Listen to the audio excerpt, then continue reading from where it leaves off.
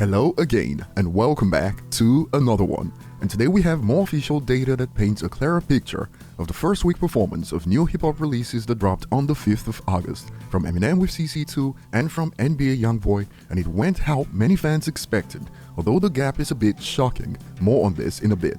We also have more that surfaced online from Dr. Dre regarding the key roles Jay-Z and Nas played to make the halftime show happen. And we also have more Slaughterhouse drama thanks to a recent interview where Royce spoke about Eminem, Joe Budden, and the fallout with Joel and Crooked, and some bold claims were made by Royce that sparked reactions accordingly. So speaking with Matt Hoffa, Royce expanded on why he didn't turn his back on Joe Budden, even when Joe Budden made some comments about Eminem because he likes to live his life in grace, and I quote, "Shady Records did a lot of things in regards to Slaughterhouse that I disagree with, but I can't view them through that lens, man, because too much good has come from that reconciliation." And expanding on the reconciliation point, he added, "Me and Joe's relationship is a reconciliation.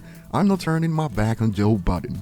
Joe Budden made comments about Marshall, and like people over there don't F with him at all, And a lot of people were looking at me like, yo, why do you still F with him if they not Fing with him? My answer to that is because he's my friend.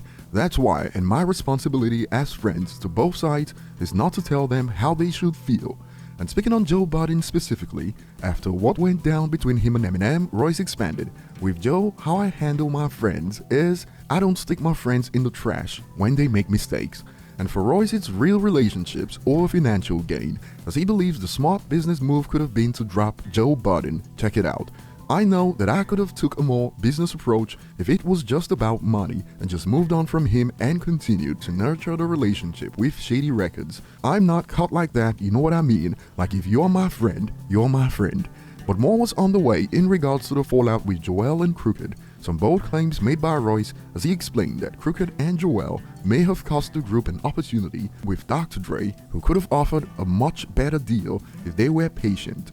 Making such a hasty decision that costs so much? When I say cost so much, I mean taking a very small amount of money on the front end to ruin something that you already had ownership in. Dr. Dre probably would have gave us $2 million if he knew that we were looking for a situation. I'll leave a link in the description to the full interview, and this has sparked some interesting reactions. Some believe this guy is so real. Love Royce, you need friends like him in your camp. To which user responds, "You don't know what a real friend is," perhaps alluding to the saying that a friend to all is a friend to none. And on the other end, another expands, "Royce can turn a story around to make himself sound innocent in a heartbeat, laughing emoji. Now he's a victim, and he's trying his hardest to make us understand that 1 + 1 = cat." But the Dr. Dre claim has also raised some eyebrows. Some believe the fact that Royce thinks Dr. Dre would have ever come close to doing any business with Slaughterhouse after they just forced their way out of Shady explains exactly how delusional he is about the whole situation. But some believe Royce should watch out. Joe Budden will be the end of Royce the 5'9" unamused emoji. Moving on to the next point, Dr. Dre shared more details about the Super Bowl performance, and though we already know Jay-Z played a key role in making it happen, Dr. Dre revealed Nas was also instrumental thanks to an interview on the Workout the Doubt podcast. I got on the phone with Nas. He called me up. It's like, "Yo, bro, Nas has that voice. Yo, bro, you gotta do it. You gotta do this. It's gonna be so powerful for hip-hop, for the culture, for you, for LA, and the whole nine." So we were on the phone for like 10 minutes, and he talked me into doing it. So Nas and Jay-Z were big reasons why I decided to do the show. Some users got jokes. Game gonna say he told Nas to give Dre that idea. Moving on to the next point today, just as many predicted when initial US sales for Curtain Call 2 was revealed, due to the debate about Eminem and Youngboy that was instigated by major hip-hop outlets, well, back then, many believed that while Youngboy will take the US market, outside the United States would be a different scenario. And today we have more to go on.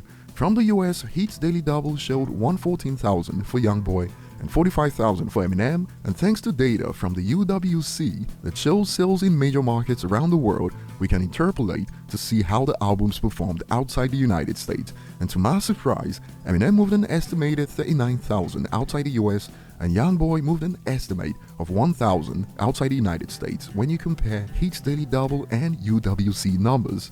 Using Billboard numbers compared to UWC, For Eminem outside the United States, sales move up to 41,000, and Youngboy moves up to 6,600 outside the United States.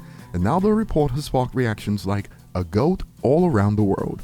So it went exactly how the, in quotes, horny Eminem fans expected outside the United States. Hence more takes like, where's all the YB stands at now? Laughing emoji, not talking anymore. The result was expected, but the gap outside the United States is something. But over to you guys, share your thoughts below. Thanks for watching, like and subscribe if you enjoy content like this, and see you on the next one.